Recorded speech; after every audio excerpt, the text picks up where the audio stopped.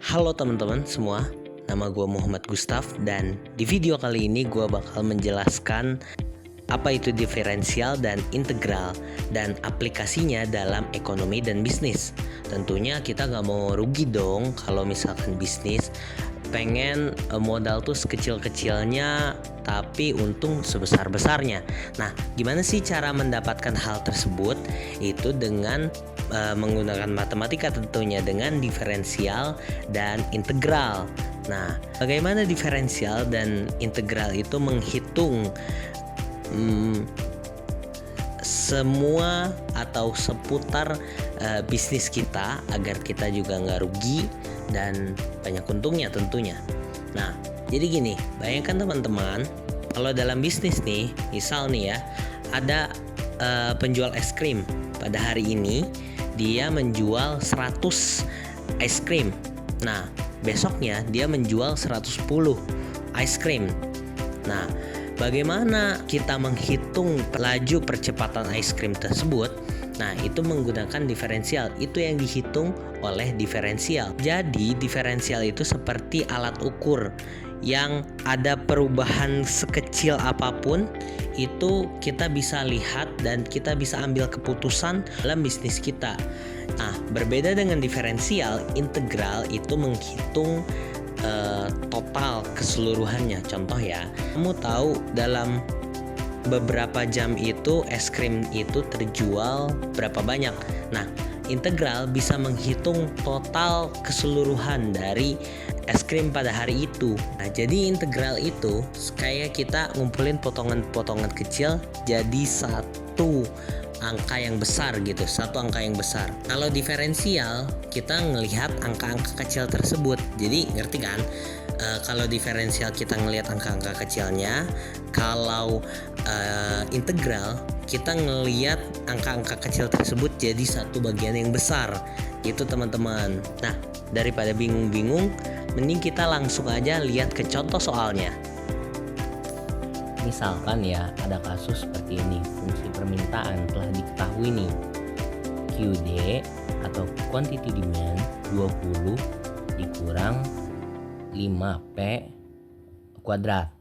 Nah, di sini ditanyakan tentukan elastisitasnya ya. Elastisitas ini tingkat perubahannya berapa banyak pada tingkat P, price atau harga pada 5. Kita asumsikan di sini 5 dulu ya, biar gampang teman-teman.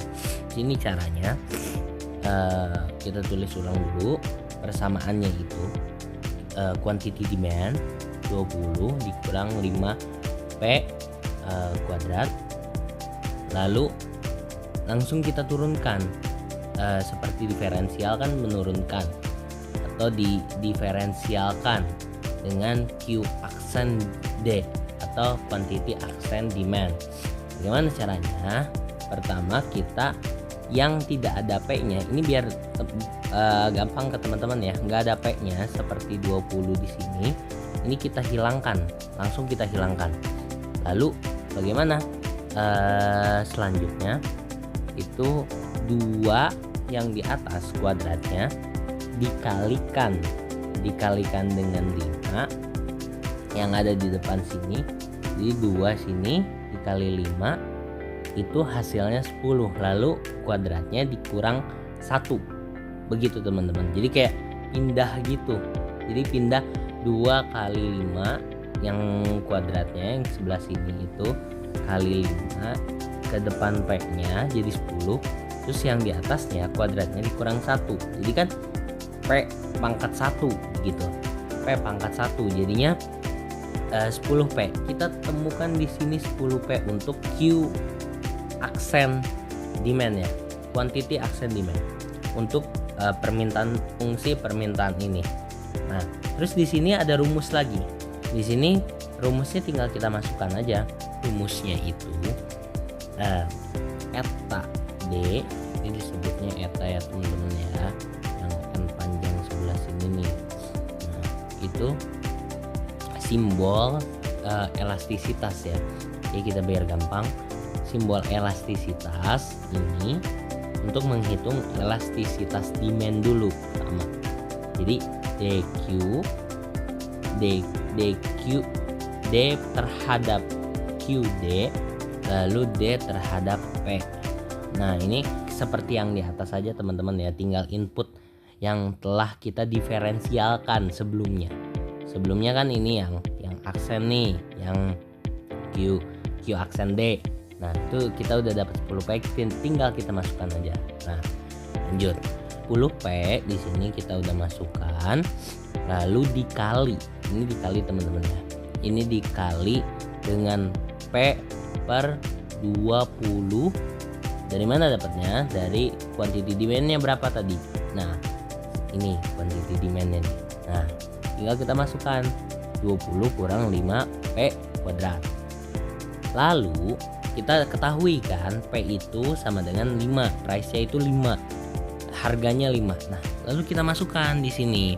Kita input aja semuanya P-nya. P-nya tinggal diganti dengan angka 5.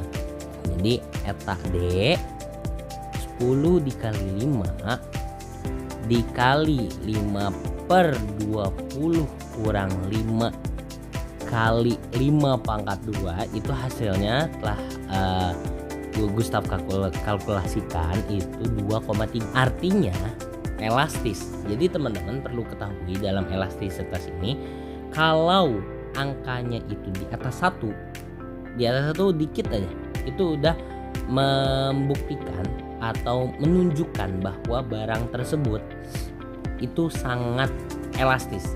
Makin angkanya menjauh dari 1, makin lebih besar dari 1, itu makin elastis. Artinya apa? Artinya ada kenaikan sedikit saja itu bisa sangat-sangat mempengaruhi penawaran. Misal di sini penawaran ya, atau kita sebutnya biasanya demand di sini. Penawaran, misal teman-teman beli barang itu akan sangat mempengaruhi. Kita ketahui ya, ini sangat elastis. Ini berarti kita harus hati-hati dalam menaikkan harga biar kita nggak rugi. Seperti yang gue sebutkan di awal, biar kita nggak rugi itu kita lihat nih, ini angkanya itu sangat elastis 2,3. Artinya kita nggak bisa sembarangan naikin harga, karena kalau barang elastis itu sangat-sangat signifikan sekali dalam kenaikan harga. Naikin harga dikit aja itu bakal mempengaruhi penjualan teman-teman.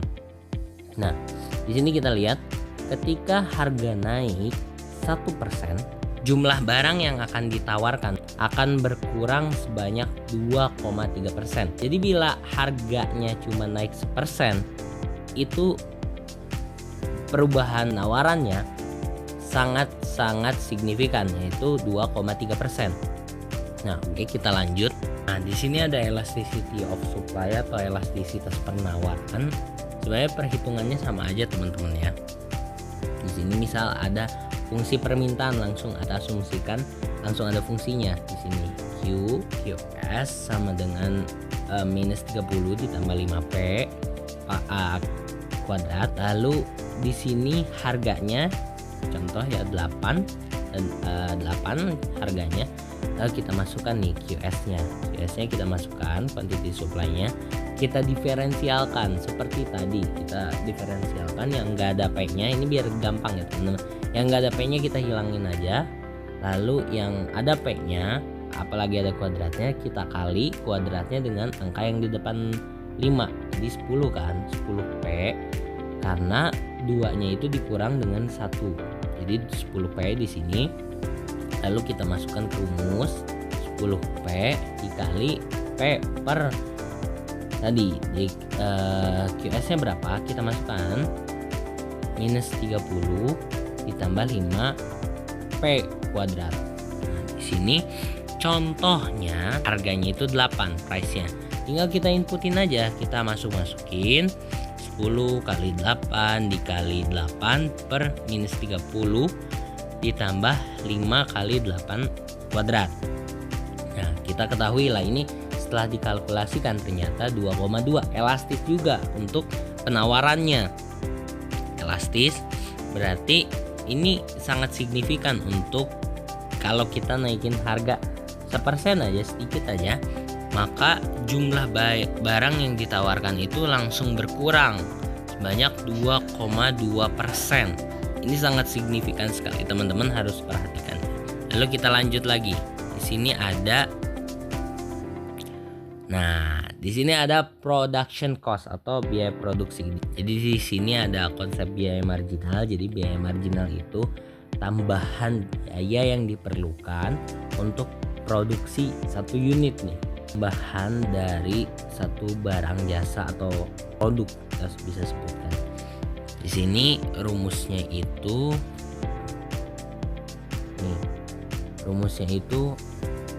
MC nih.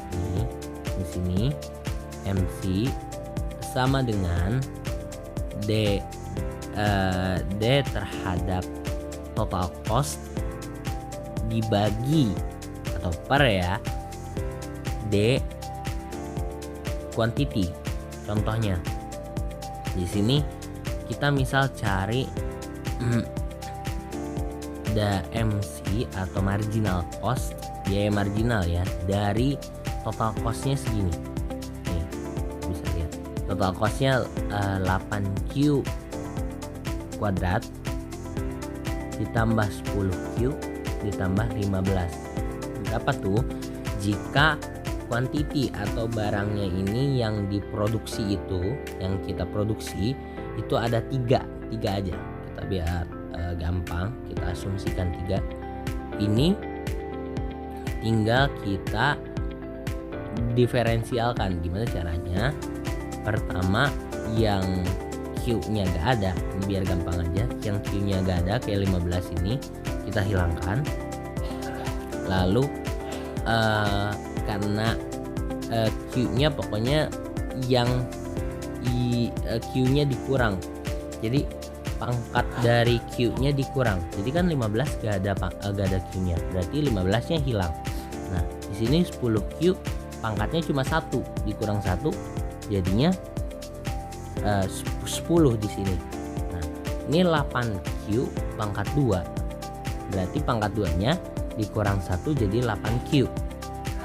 Jika Q-nya itu kuantitinya itu 3, kita tinggal input aja 8Q tambah 10, 8 kali 3 tambah 10, jadi 34. Ini untuk marginal cost-nya atau biaya marginalnya, biaya tambahannya itu ada di 34 ini gitu.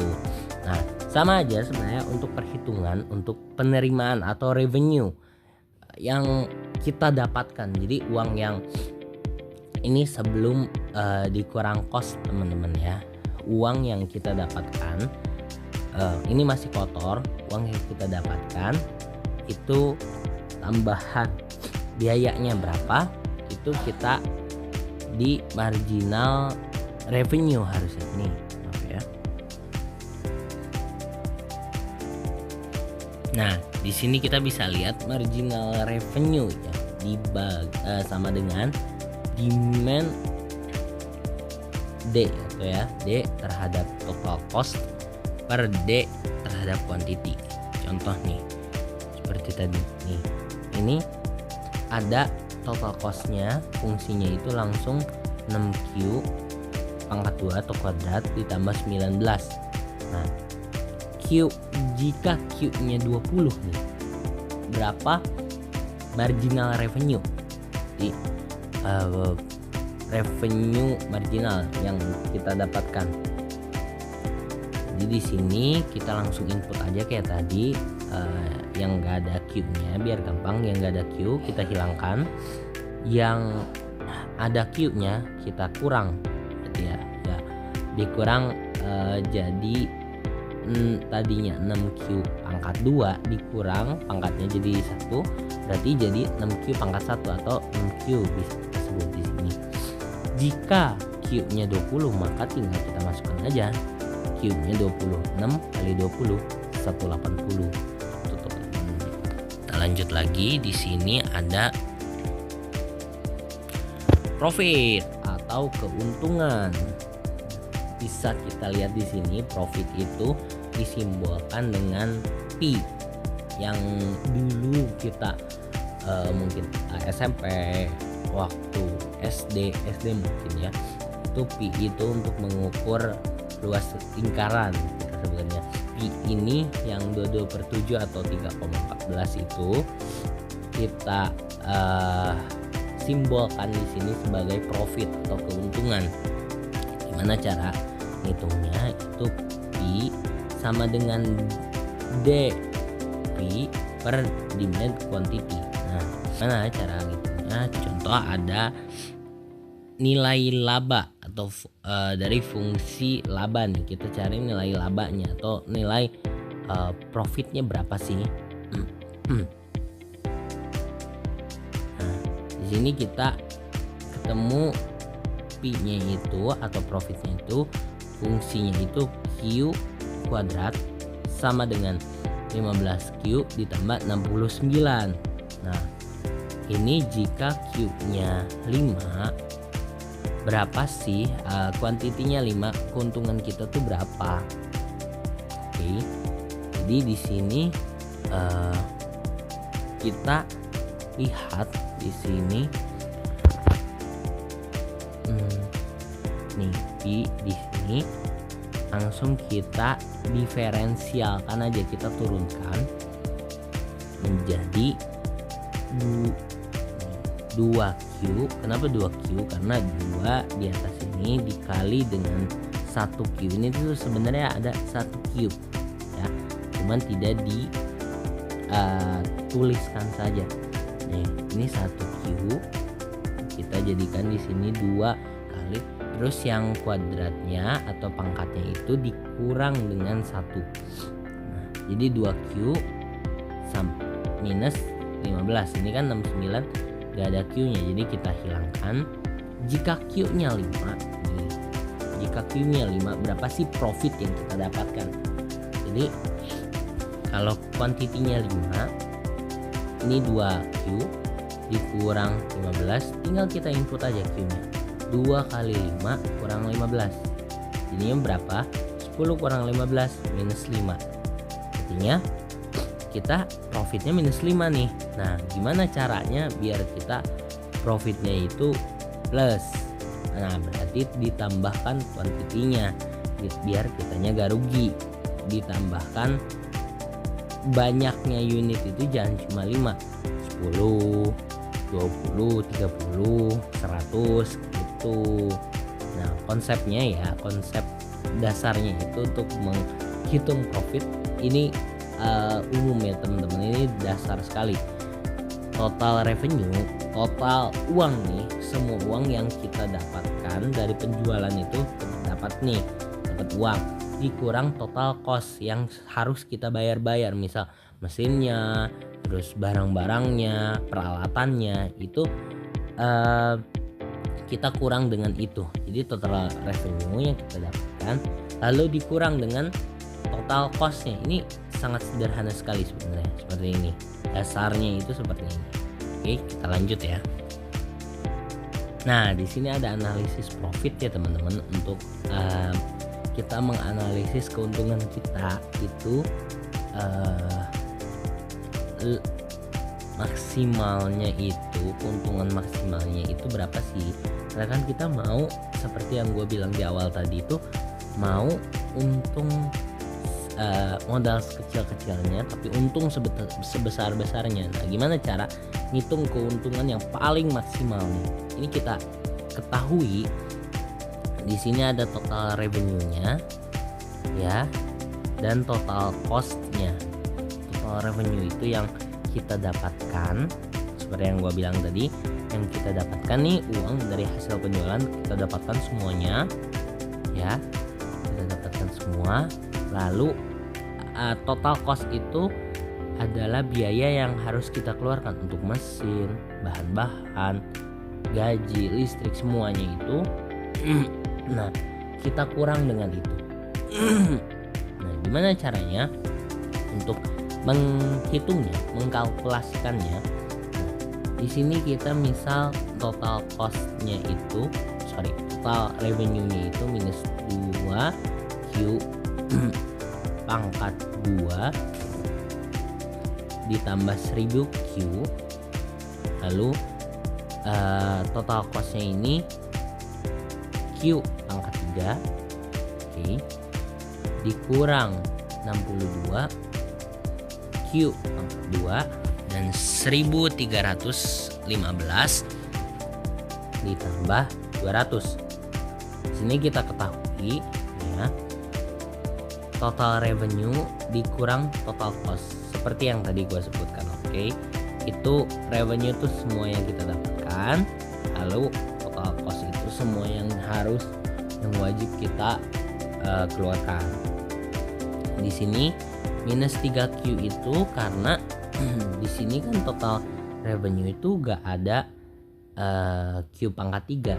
Jadi karena konsep dasarnya itu TR atau total revenue dikurang TC, jadi Q-nya ini jadi minus. Oke. Total ininya langsung jadi minus nih. Ngerti nggak? Jadi TR dikurang TC nih, karena ini ada minus, sini ditambahkan minus gitu.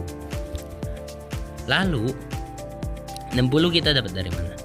Dari total revenue-nya minus 2 terus dikurang minus 62, jadinya plus 60 dong, ya kan?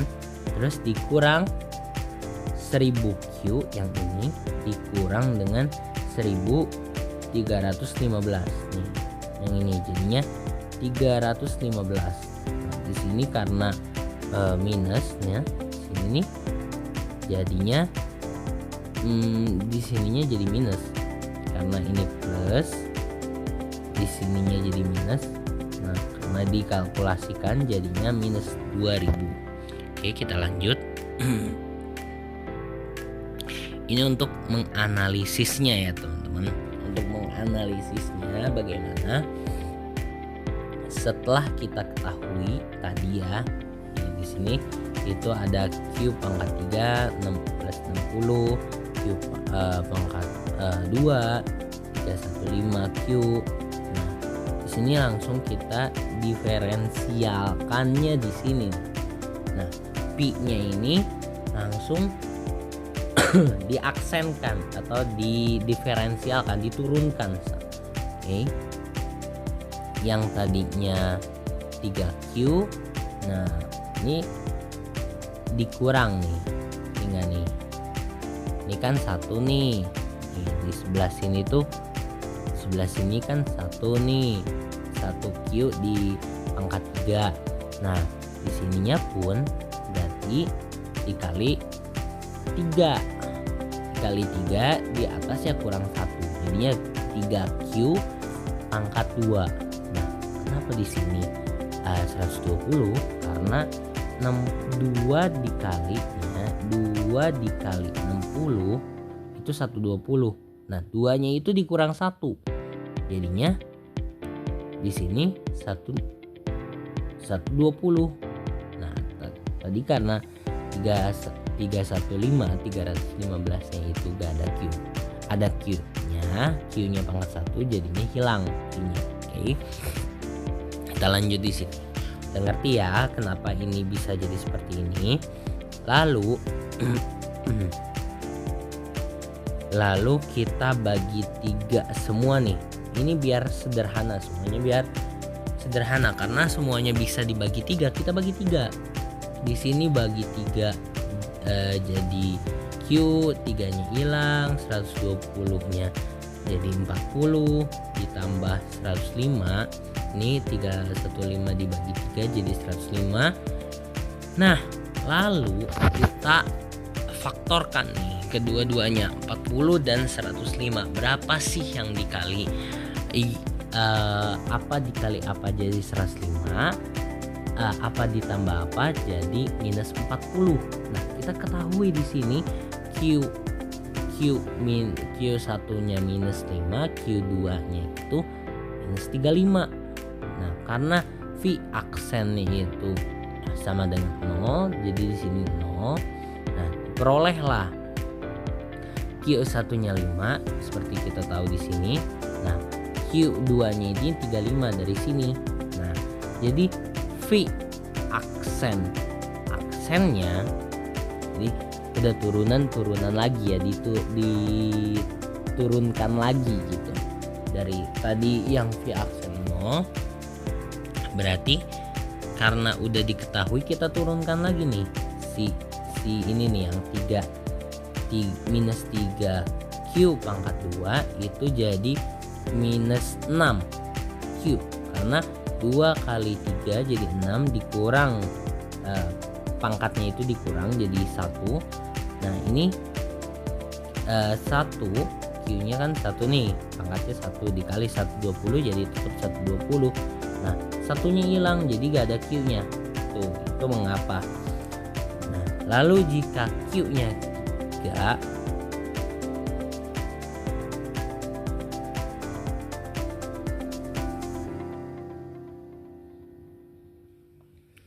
nah di sini kalau Q-nya itu 5, kita asumsikan di sini, bukan asumsi ya, ini dari hasil kalkulasi dari sini ya, ini 5 nih.